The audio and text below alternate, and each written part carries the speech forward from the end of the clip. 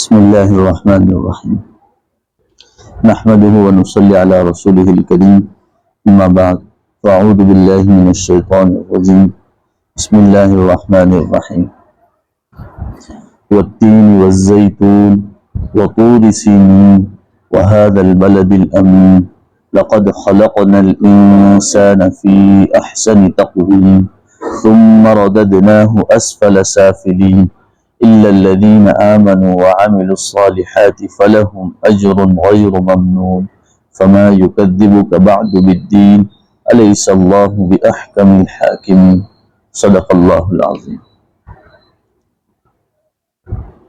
اس سورت کا نام تین ہے اور یہ مکی سورت ہے۔ تین کا ترجمہ ہوتا ہے انجیر، انجیر جو کھاتے ہیں نا وہی تین۔ اس کا پہلے ترجمہ سن لیتے ہیں۔ والتین والزیتون وطور سینین وہذا البلد الامین۔ اللہ جو ہے چار چیزوں کی قسم کھا رہا ہے، تین، زیتون، طور سینا اور بلد الامین، یعنی تین انجیر کو کہتے ہیں، انجیر جس کو کہتے ہیں، زیتون اور طور سینا اور امن والا شہر یعنی مکہ۔ قسم ہے تین یعنی انجیر اور زیتون اور طور سینا اور امن والے شہر کی۔ لقد خلقنا الانسان فی احسن تقویم، کہ ہم نے انسان کو خوب اندازے سے پیدا فرمایا، بنایا۔ مفتی تقی صاحب نے ترجمہ کیا ہے کہ ہم نے انسان کو بہترین سانچے میں ڈھال کر پیدا فرمایا، انسان کو ایسے ہی الل ٹپ نہیں بنایا، بہترین بنایا۔ ثم رددناہ اسفل سافلین، پھر ہم اسے پستی والوں میں سے سب سے زیادہ نچلی حالت میں پھینک دیا۔ اللہ فرماتے ہیں ثم رددناہ اسفل سافلین، انسان کو پستی والوں میں سے سب سے نیچلے والے درجے میں پھینکا۔ الا الذین، مگر وہ لوگ جو آمنوا، ایمان لائے، وعملوا الصالحات، نیک عمل کیے، فلہم اجر غیر ممنون، ان کے لیے تو بے انتہا اجر و ثواب ہے۔ فما یکذبک بعد بالدین، پھر کون سی چیز وہ ہیں جو ان کو جزا اور سزا کے دن سے جھٹلانے پر آمادہ کر رہی، یعنی اللہ کے یہاں جواب دینا ہے ہر چیز کا۔ یہ ترجمہ الیس اللہ باحکم الحاکمین، حالانکہ اللہ تو سب حاکموں پر بڑا حکمران ہے۔ اس صورت میں سب سے پہلے یہ چیز ہے کہ اللہ جس چیز کی قسم کھا لے وہ چیز بہت اہم رکھتی ہے۔ جیسے میں یوں کہوں کہ عقیل بھائی کی قسم، تو عقیل بھائی گاؤں کے کچھ نہ کچھ لگتے ہیں تبھی میں قسم کھا رہا ہوں۔ محمد کی قسم اپنے گھر پہ نہیں، ہماری ممی نے قسم کھائی نہیں، کہ ابا نے قسم، کہتے ہیں اللہ قسم، بولتے ہیں نا اس طرح۔ کیوں بولتے؟ جو جتنا عظیم اور بڑا ہوتا ہے اس کی قسم کھائی جاتی، کیوں؟ تاکہ اس سے ہم بات میں وزن پیدا کرتے ہیں۔ اسی طرح اللہ قسم کھا رہا ہے، اب اللہ سے بڑھ کر تو کوئی ہے ہی نہیں، لیکن اللہ وقعت اور اس چیز کی اہمیت بتانے کے لیے قسم کھا رہے ہیں۔ ایک تو انجیر کی قسم کھائی، انجیر جو ہم کھاتے ہیں، بڑے فائدے ہیں انجیر کھانے کے۔ تو یہ ہے کہ انسان کو ایک طرف یہ بھی اشارہ ہے کہ یہ مقوی غذا ہے جو طاقت دیتی ہے، تو یہ انجیر جو ہے اس کو کھانا چاہیے، پانی میں بھگو کر یا جس طرح سہولت ہو انجیر کھانا۔ زیتون بہت مہنگا ملتا ہے۔ ہمارے حضرت مفتی محمود صاحب باروڈولی ایک مرتبہ سبق میں کہہ رہے تھے، کسی سفر، وہ دنیا گھومتے رہتے ہیں، ایک مرتبہ کہا کہ زیتون کی واڑی میں گھوم رہے تھے تو وہاں سے بہت قیمتی اصل زیتون ان کو دیا ہدیتاً، بہت سارا لے کر آئے، لیکن جو ہے ایئرپورٹ پر وزن کچھ زیادہ ہو گیا۔ تو ہمارے حضرت نے ایسا کرتے نہیں ہیں، لیکن وہ بہت قیمتی چیز تھی تو کہا کہ کچھ لے دے کے ہو جاوے تو نکل جاوے، یعنی اگر سہولت سے، دو نمبر ہی نہیں، نکل جاتا ہو تو کچھ کر دو یوں۔ تو انہوں نے وہاں کے پھر وہ بتا رہے تھے مفتی صاحب ہمارے استاد کہ اتنے پولیس وہاں کے امانت دار ہوتے ہیں کہ انہوں نے، حالانکہ وہ بہت قیمتی شے تھی، زیتون بہت قیمتی، یعنی اصل زیتون اور کہتے ہیں نا کوالٹی ہوتی ہے، وہ بہت اعلیٰ قسم کی کوالٹی کا، پھر بھی جو ہے انہوں نے وہاں ڈسٹ بین میں پھینک دیا, کچرا پیٹی, کہا اس کی کوئی وقت نہیں, ہم نہیں لیں گے اور استعمال بھی نہیں کریں, پھینک دیا وہاں. تو یہ زیتون جو ہے بڑی قیمتی چیز ہے, تیل ہوتا ہے, اس کو بھی استعمال کرنا چاہیے, کھانے میں بھی, مالش میں, جس طرح بھی استعمال کریں, یہ دونوں قسم. وطور سینین, یہ طور سینا, اور ھذا البلد الامین, امن والا شہر. یہ امن والا اس لیے کہا, اب جو ہے یہ حالت بہت کم ہو گئی, ورنہ شہر مکہ جو ہے یہاں پر صرف ایمان والے ہی داخل ہوتے, اس کے علاوہ کسی کو الاؤٹ نہیں. لیکن ابھی سنا ہے کہ سب لوگ جا رہے ہیں ایمان کے علاوہ, یعنی جس نے بھی کلمہ پڑھا ہو وہی اس شہر کے اندر داخل ہو سکتا ہے, اس کے علاوہ کسی کو اجازت نہیں.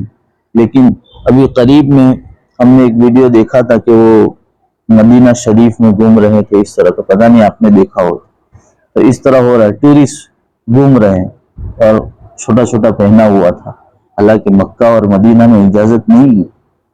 اور یہ ایسا نہیں, میں ایسے ہی نہیں کہہ رہا, بڑے آدمی نے مجھے بھیجا تھا اور کہا تھا وہاں چپل بھی پہنتے, بیعت بھی بڑی ہو رہی. تو یہ اللہ فرما رہے ہیں کہ تین یعنی انجیر اور زیتون اور طور سینا, یہ دو تو کھانے والی چیزیں ہو گئی, زیتون اور تین انجیر, اور طور سینا ھذا البلد الامین یعنی مکہ. یہ چار چیزیں اللہ نے قسم کھائی, اس کے بعد اللہ کہہ رہے ہیں, جیسے کہتے ہیں نا کہ بہت بڑے بڑے لوگوں کی قسم کھاوے, اس کے بعد اللہ کہہ رہے ہیں لقد خلقنا الانسان فی احسن تقویم, کہ ہم نے انسان کو بہت بہترین بنایا, بہترین سانچے میں ڈھال کر بنایا. اس سے پتہ چلا, ابن عربی رحمت اللہ علیہ بڑے اللہ والے ہیں, وہ فرماتے ہیں کہ کائنات میں انسان سے بہترین شے کوئی بھی نہیں. انسان جو ہم ہیں اس سے زیادہ خوبصورت کچھ بھی چیز نہیں, اللہ نے اتنا بہترین ہم کو بنایا. حالانکہ حدیث شریف میں ایک جگہ لکھا ہے, اور وہ وجہ بھی بتائی کیوں. اس لیے کہ انسان جو ہے ایک تو جانکار ہوتا ہے, عالم ہوتا ہے, عالم کو جانکار کہتے ہیں, قادر ہوتا ہے, بہت سی چیزوں پر قدرت ہے انسان کو, اسی لیے تو پلین اڑا رہا ہے, گاڑیاں چل رہی ہے, کتنی ساری چیزیں مہارت حاصل کی, اور بولتا ہے, سنتا ہے, دیکھتا ہے, اور اس کے پاس عقل بھی ہے. اور یہ ساری صفات جو ہیں یہ اللہ کی ہیں. علم کا ہونا, دیکھنا, بولنا, یہ اللہ نے کلام اتارا, اپنا کلام ہے یہ. تو بتا رہے ابن عربی رحمت اللہ علیہ کہ یہ ساری چیزیں, بولنا ہے, سننا ہے, دیکھنا, اللہ کے بارے میں, اللہ سمیع ہے, بصیر ہے, اللہ رازق ہے, بہت ساری چیزیں. تو ان میں انسان اور اللہ کی صفات ساتھ ساتھ ہیں, لیکن اللہ کا دیکھنا الگ ہے, سننا الگ ہے, یہ بات اور ہے, لیکن اللہ کی صفات کے ساتھ کنیکشن ہے, اس وجہ سے بھی انسان کا بڑا مرتبہ ہے. تو انسان کی مرتبے کو بتانے کے لیے اللہ کہہ رہے لقد خلقنا الانسان فی احسن تقویم. یہاں سے ایک بات یہ بھی پتہ چلتی ہے کہ ہمیں کسی بھی انسان کو حقیر نہیں سمجھنا چاہیے, کمتر نہیں سمجھنا چاہیے. دوسری بات یہ بھی پتہ چلتی ہے کہ ہمیں کسی انسان کو برے الفاظ یا برے القاب سے نہیں پکارنا چاہیے, جیسے کالو بھائی, لالو, ہم مذاقن بھی پکارتے ہیں, حالانکہ اللہ نے احسن تقویم, احسن بنایا ہے. اب انسان کالا ہو یا گورا یا موٹا ہو یا پتلا, جس طرح کا بھی ہو, اللہ نے بنایا ہے اور وہ بہترین بنایا ہے. تو اس میں ہمیں کچھ آگے پیچھے کرنے کی ضرورت الفاظ کے ذریعے سے بھی اچھا نہیں, یہ قرآن کریم کے خلاف ہوگا. تو یہ سبق بھی ہے. اب جو ہے اس میں یہ بات بھی بتانی ہے کہ یہ والتین والزیتون وطور سینین چار قسم کھائی, تو اس میں ایک سبب یہ بھی ہے کہ یہ درخت جہاں اگتے ہیں, ایک تو یہ انجیر کا درخت اور یہ زیتون کا درخت جہاں اگتا ہے, یہ ملک شام کی طرف بھی اشارہ ہے, اور ملک شام میں زیادہ تر انبیاء علیہ السلام اترے ہیں, ابراہیم علیہ السلام بھی اسی طرف اترے ہیں. تو یہ ایک اشارہ بھی ہے کہ وہاں پر یہ چیزیں اگتی تھی اور نفع والی چیزیں ہیں. اور طور سینا اور ھذا البلد الامین یہ برکت والے شہر ہے. اس وجہ سے اللہ تعالیٰ فرما رہے ہیں کہ بڑی قیمتی اشیاء, اس کے بعد اللہ نے ذکر کیا کہ انسان بھی بڑا بابرکت ہے, لیکن آگے اشارہ ہے. اور اس پر ایک واقعہ لکھا ہے جس کو میں اخیر میں بیان کرتا ہوں ایک دم شارٹ کٹ میں.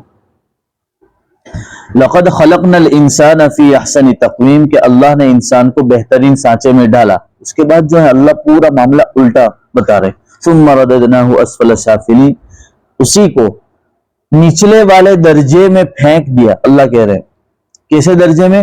ہم نے اسی کو پستی والوں میں سے سب سے زیادہ نیچے پھینک دیا. دیکھو اللہ نے اچھا تو بنایا ہے ہم کو، لیکن اس کا مطلب یہ نہیں کہ ہم گھمنڈ میں آ جا رہے. اللہ یہ بھی بتا ثم رددناہ اسفل سافلین. یہ صورت ہم کو زیادہ تر یاد بھی ہے، بہت لذیذ صورت ہے، بہت خوبصورت. اس میں کھانے کی بھی بات ہے اس لیے لذیذ بھی ہے. اس میں یہ بات اس بات کی طرف اشارہ ہے کہ انسان جب شروع میں شباب یعنی جوانی پر چڑھتا ہے تو بڑا عروج پر ہوتا ہے. اس کے بعد ہوتا ہے بڑھاپے کی عمر شروع ہوتی ہے. اللہ کہہ رہے ہیں کہ یہی خوبصورتی، یہی ساری تمہاری چلن ڈھلن اور دوڑ بھاگ جو ہو رہی، ثم رددناہ اسفل سافلین، پھر یہ حالت ہو جاتی ہے کہ تمہیں کوئی دیکھتا بھی نہیں، جھریاں پڑ جاتی ہے، چہرہ بدصورت ہو جاتا ہے، اور کام کاج جو پہلے ہوا کرتا تھا اب نہیں ہوتا، سب چیزوں کے اندر کمی آ جاتی. اللہ یہی اشارہ کر رہے ہیں کہ انسان تجھے بہت خوبصورت بنایا، اس کے بعد تو اس حالت کو بھول نہ جائیے. اسی لیے لکھا ہوا رہتا ہے کہ بھائی پچھلے دن کو ہمیں بھولنا نہیں چاہیے. اکثر تخت پر بھی لکھا ہوا رہتا ہے کہ پاچھڑ نہ ڈاڑا بھولوانا نہیں.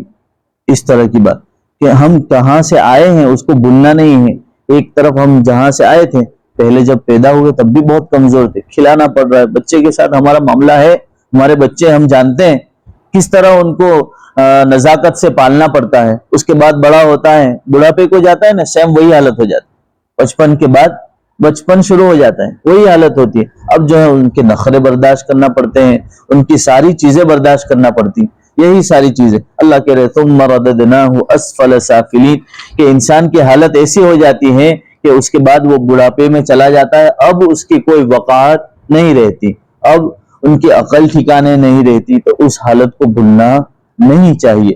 الا الذین آمنوا وعملوا الصالحات فلہم اجر غیر ممنون. اللہ فرماتے ہیں مگر وہ لوگ خسارے میں نہیں، نقصان میں نہیں، جو اللہ ان کو نہیں ڈالے گا، یعنی اس نقصان میں نہیں ڈالے گا جو لوگ ایمان لائے، وعملوا الصالحات، جو نیک عمل کیے، فلہم اجر غیر ممنون، ان کے لیے اللہ کہہ رہے ہیں بے انتہا اجر و ثواب ہے. اب ایک بات طے ہے کہ ہم لوگ نماز بھی پڑھ رہے ہیں، تفسیر بھی سن رہے ہیں، کچھ ذکر تلاوت بھی کر رہے ہیں، تو بڑھاپا تو ہم پر بھی آنے والا ہے، بڑھاپا ہم پر بھی آنے والا ہے. تو یہ جو کیفیت اللہ کہہ رہے ثم رددناہ اسفل سافلین، کہ تمہاری حالت جو ہے بدتر ہو جاوے گی، بہت خراب ہو جاوے گی. تو وہ حالت تو اچھے کام کرنے والے اللہ کہہ رہے، لیکن وہ لوگ جو آمنوا وعملوا الصالحات فلہم اجر غیر ممنون، ایمان لائے ہوگے، اچھے عمل کیے ہوگے، ان کے لیے کچھ نہیں ہوگا. تو یہاں یہ مطلب نہیں ہے، بلکہ اس میں اشارہ ہے. آپ دیکھیں ہم نے تو ہمارے اساتذہ کو دیکھا ہے 80-90 سال کی. ایک تو یہ فضائل اعمال جنہوں نے لکھی ہے نا، ان کے خود براہ راست شاگرد ہمارے استاد تھے ایک مولانا یوسف صاحب کاوی نور اللہ مرقدہ. وہ کئی سال ان کے ہو گئے، 80-85 سال کے ہو گئے تھے، لیکن عقل برابر رہتی. جو علم حدیث اور قرآن کا علم رکھتا ہے یا دین کی خدمت میں یا دین کی سمجھ رکھتا ہے، اللہ ان کی عقل ٹھکانے رکھتے ہیں. الا الذین آمنوا، اللہ پر مضبوط رہتے ہیں، وعملوا الصالحات، نیک کاموں میں آگے بڑھتے رہتے ہیں. تو اللہ جو ہے عمر بڑھنے کے بعد بھی عقل ٹھکانے رکھتے ہیں. ورنہ بہت سو کو آپ نے دیکھا ہوگا باولے ہو جاتے ہیں، کچھ بھی بکواس کرتے رہتے ہیں. لیکن جو لوگ اس طرح آمنوا وعملوا الصالحات، لیکن اس کا مطلب یہ نہیں ہے کہ جو ایمان والے ہیں اور اچھے اعمال کرتے ہیں ان کو بڑھاپا نہیں آئے گا، ایسا نہیں. اس حالت سے تو گزرنا ہی ہے، لیکن اللہ بتانا چاہ رہے ہیں کہ فَلَهُمْ أَجْرٌ غَيْرُ مَمْنُونَ، دنیا تو کسی طرح گزر جاوے گی، لیکن اصل مسئلہ آخرت کا ہے. فَلَهُمْ أَجْرٌ غَيْرُ مَمْنُونَ سے اشارہ ہے کہ اصل تو آخرت کا مسئلہ ہے. اسی لیے آگے فرمایا فَمَا يُكَذِّبُكَ بَعْدُ بِالدِّينِ، کہ جزا اور سزا تم کو بدلہ ملے گا. جزا یعنی بدلہ ملے گا، اور سزا یعنی جو کام غلط کیے ہوگے اس کی سزا ملے گی. تو کون سی چیز ایسی ہے جس کو تم جھٹلا رہے ہو؟ اب جھٹلانا یہ تو نہیں ہوتا نا کہ ہم قیامت کو نہیں مانتے، قبر کے عذاب کو نہیں مانتے، اس طرح تو ہم نہیں بولتے، لیکن ہمارا عمل بولتا ہے.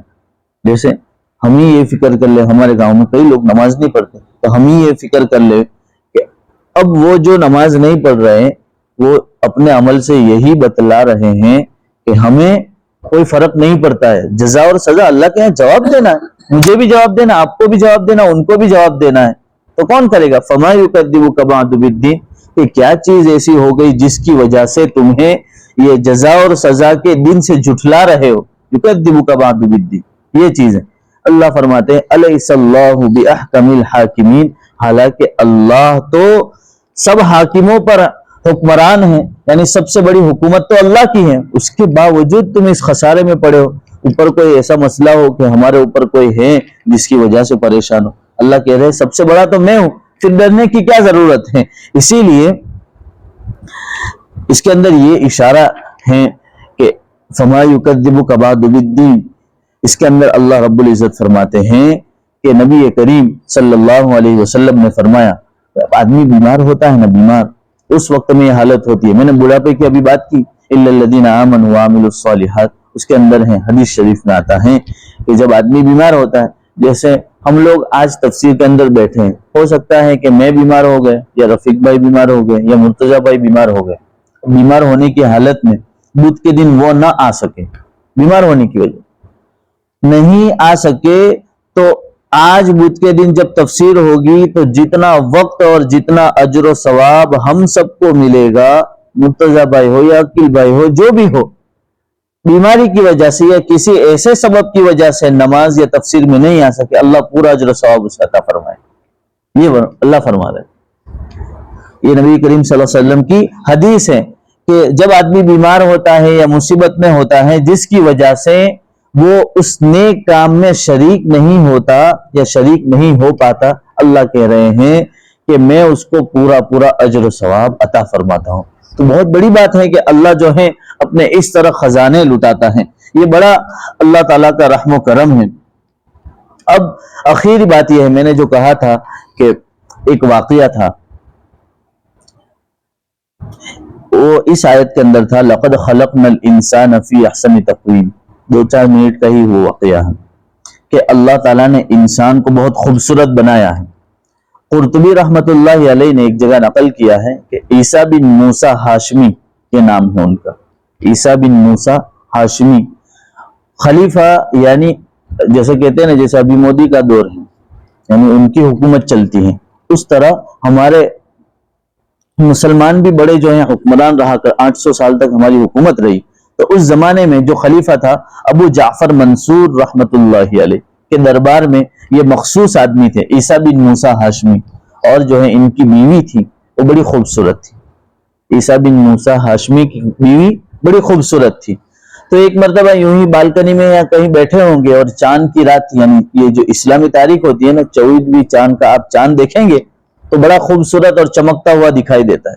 اب میاں بیوی دیکھتے دیکھتے بات کر رہے تھے، اچانک چاند پر نظر پڑی، تو وہ عیسیٰ بن موسیٰ ہاشمی یوں کہہ بیٹھے اپنی بیوی سے کہ انت طالق ثلاثا ان لم تکونی احسن من القمر، کہ تجھے 3 طلاق ہیں۔ بیوی کو چاند کی طرف دیکھتے ہوئے یوں کہہ بیٹھے، تجھے 3 طلاق ہے اگر تو چاند سے زیادہ خوبصورت نہ ہو تو، چاند سے زیادہ اگر میری بیوی خوبصورت نہیں ہے تو تجھے 3 طلاق۔ اب 3 طلاق بولے تو چھٹی جو ہو گئی، سری الفاظ میں جب 3 طلاق کہہ دے تو چھٹی ہو جاتی ہے بیوی اپنی۔ اب مسئلہ یہ دربار کے اندر ہوا تھا، اور یہ ان کے قریبی آدمی تھے، ابو جعفر منصور جو تھے خلیفہ، ان کے قریبی آدمی تھے عیسیٰ بن موسیٰ ہاشمی۔ بیوی کے ساتھ یہ معاملہ، وہ فارم میں آ کر بول تو دیا، کبھی ایسا ہوتا ہے فارم میں آ کر بول تو دیا، لیکن اب بے چینی ہونے لگی کہ بیوی میری اتنی اچھی ہے، خوبصورت، انہیں معلوم تھا، لیکن وہ خوشی کے حال میں جو ہے چاند کی طرف دیکھتے ہوئے اس طرح کہہ تو دیا، اب مسئلہ اٹک گیا۔ تو اس وقت میں یہ خلیفہ نے، پورے ابو جعفر نے دربار میں سب بڑے بڑے علماء کرام کو بلایا اور کہا کہ ان کا مسئلہ حل کرو، ورنہ ان کی اچھی خاصی بیوی چلی جائیں گی جو خوبصورت ہے۔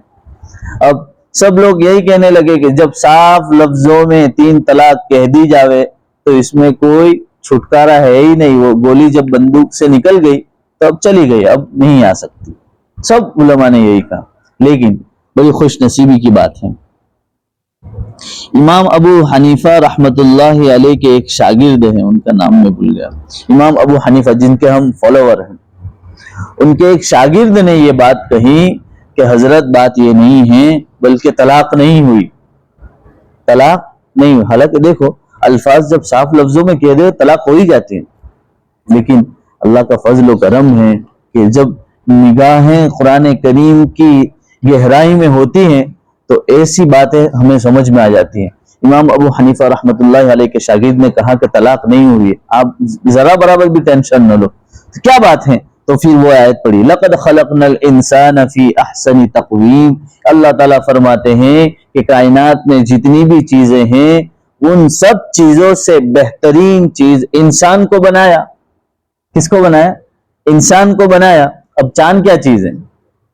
چاند کوئی حقیقت نہیں رکھتا ہے، انسان ہی سب سے زیادہ خوبصورت. اگر چاند زیادہ خوبصورت ہوتا تو اللہ کیا کہتا کہ یہ چاند خوبصورت ہے، انسان اس سے تھوڑا کم ہے. لیکن اللہ خود کہہ رہا ہے، اور اللہ نے قسم کھائی ہے، چار قسمیں کھائی، والتین والزیتون وطور سینین وہذا البلد الامین. چار قسم کھانے کے بعد ڈائریکٹ کس کی بات آ گئی؟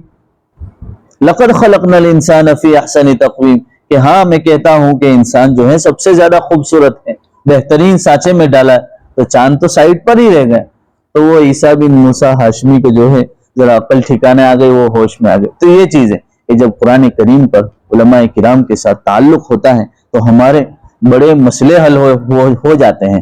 اللہ رب العزت مجھے آپ کو کہنے سننے سے زیادہ عمل کی توفیق عطا فرمائے. سبحان اللہ،